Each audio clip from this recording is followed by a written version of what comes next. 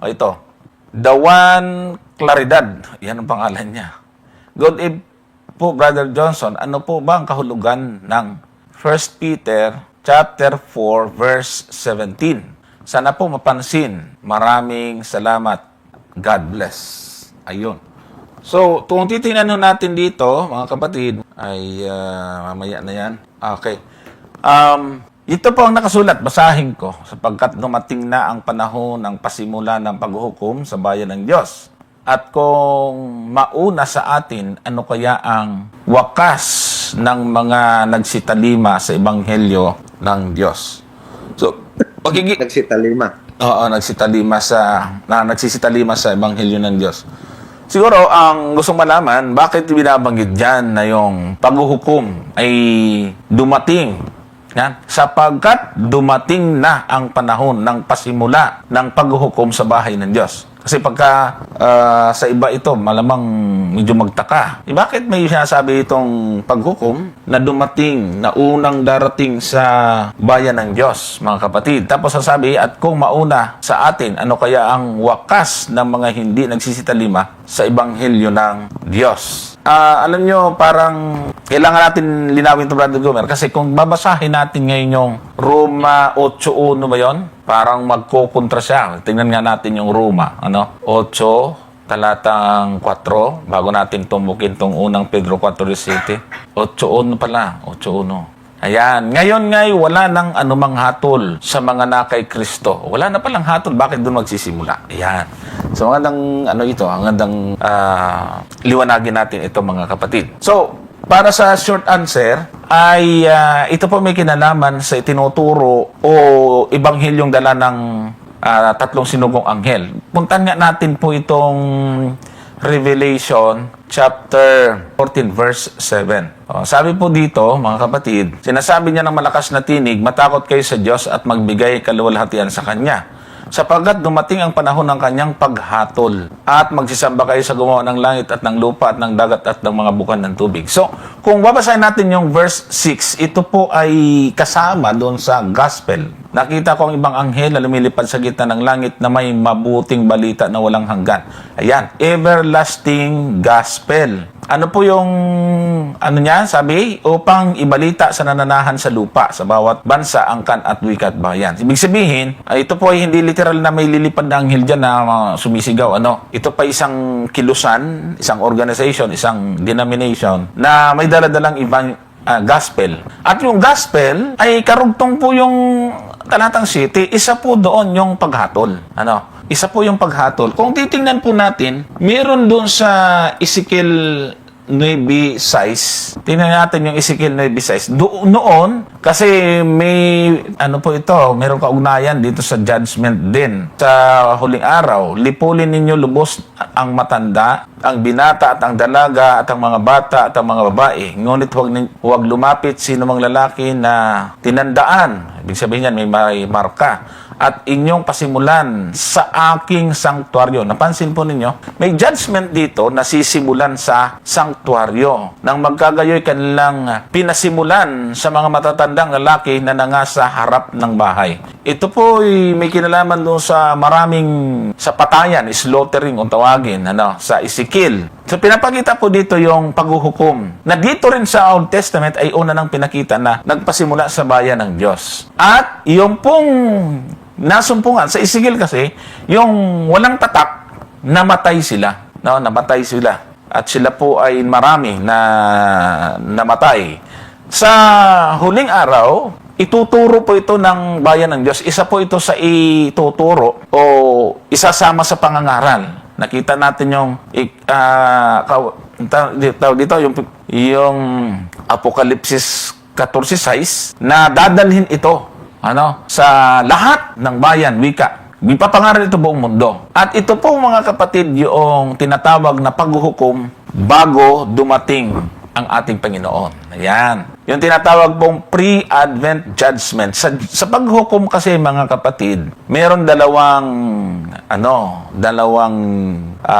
bahagi. Bago yung executive judgment, mayroon munang investigative judgment. Mayroon munang pag-iimbestiga. Halimbawa, yung isang akusado, kinasuhan, ay hindi po pwedeng hindi dumaan sa due process. Hindi pwede, ganun ba? O, kahit na yan ay actual na nahuli, binibigyan pa rin niya ng batas para may pagtanggol ng kanyang sarili. Binibigyan ng abogado yan. So, nililitis yan bago ilapat yung hatol. So, ganun din sa Panginoon. Actually, kinopya ng gobyerno yan dun sa Biblia na mayroon munang pag-uusisa. No? Mayroon munang pag-uusisa sa Old Testament, Brother Gomer, sa sanctuary, bago dumating yung tinatawag na Day of Atonement, yung pong mga Israelita, ay nagkakaroon muna sila ng matindi at marubdob na pagsisisi, matinding paghingi ng tawad bago dumating yung pagtubos. So, yon. So, sa pagdating ng ating Panginoon ay meron pong pangangaral tungkol sa paghuhukom para mahanda ang tao. Katulad po sa amin, nagtuturo kami na yung judgment. Kasi kung papansinin po ninyo, sa pagdating ng Panginoon, wala nang part na o iisa-isahin humarap doon. Wala na. Yung mga masasama, magtatago sa bangin. Mas pipiliin nilang mahulugan silang gumuguhong bundok. At yung mga matuwid, bigla na lang inangat. Biglang nirapture. At nabuhay yung mga patay na matuwid. Hindi naman nabuhay yung masama. So wala na pong mangyayari na may panahon ng paghuhukom pa. Pero, hindi naman natin pwedeng tutulan sa 2 Korinto 5:10, ay lahat tayo ay harap sa hukuman ni Kristo. O, tingnan natin, 2 Korinto. Sapagkat tayong lahat ay kinakailangang mahayag sa harapan ng hukuman ni Kristo upang tumanggap ang bawat isa ng mga bagay na ginawa sa magitan ng ng katawan, ayon sa ginawa niya maging mabuti o masama. So, hindi pwedeng, parang sabi-sabi lang.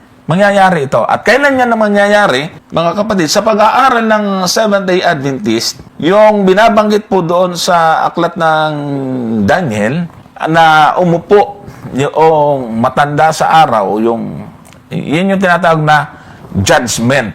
No?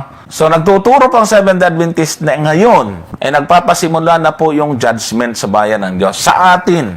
Kaya nga sabi po doon sa binasa natin kanina, dito nagpasimula. So kung tayo nga, kumbaga, balikan nga natin yun, unang Pedro 4:17. Sabi kasi doon, at kung mauna sa atin, ano kaya ang wakas ng mga hindi magsisitalima sa Ebanghelyo ng Diyos? So, ipapangaral yan, anong paraan? Nakakatakot ba yung judgment? Actually, gospel yan. Bakit? Ibig sabihin, pag nagturo po kami Seventh Adventist ngayon, kailangan tayo'y maging handa. Kasi ngayon pa lang ay under na tayo ng paghuhukom. No?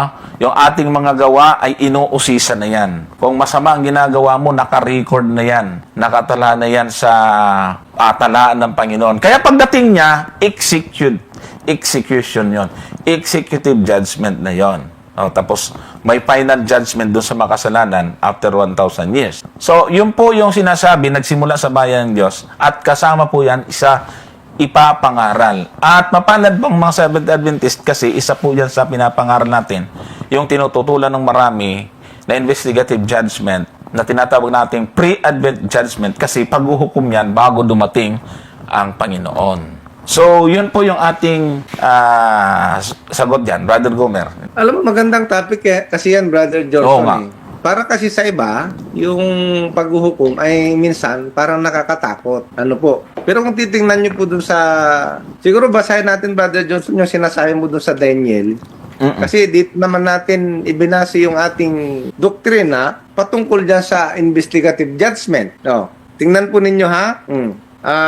Sa verse 7, verse 26. Basahin natin itong 7 verse 26. Kung titingnan po ninyong mabuti ito, ang topic po dito ay yung little horn. And then pagkatapos ng kapangyarihan ng little horn, ay dito na po, ang sabi diyan, ngunit ang kahatulan ay matatatag at kanilang aalisin ang kanyang kapangyarihan. Yan po yung maliit na sungay. Upang patayin at ibuwal hanggang sa wakas. And then, verse 27. At ang kaharian at ang kapangyarihan at ang kadakilaan ng mga kaharian sa silong ng buong langit ay mabibigay sa bayan ng mga banal ng kataas-taasan. Ang kaharian, ang kanyang kaharian ay walang hanggang kaharian at ang lahat na kapangyarihan ay maglilingkod at tatalima sa kanya. So, ang kahulugan nito, Brother Johnson, ay kailangan po nating maunawaan ano ba ang purpose ng tinatawag na paghuhukom or investigative judgment. Alam po natin na ang ating Panginoon, mga kapatid, ay nandun ngayon sa most holy place na tinatawag. Ano bang ginagawa ng ating Panginoon sa most holy place? Siya po ay namamagitan sa atin at sa Ama. Okay? Kasi nga, Brother Johnson, itong si Satanas, kung makikita po ninyo, ay, kumbaga, siya ang tinatawag na tagapagsumbong, accuser Brother Johnson. Parang ganito lang kasimple yan para maintindihan po ninyo.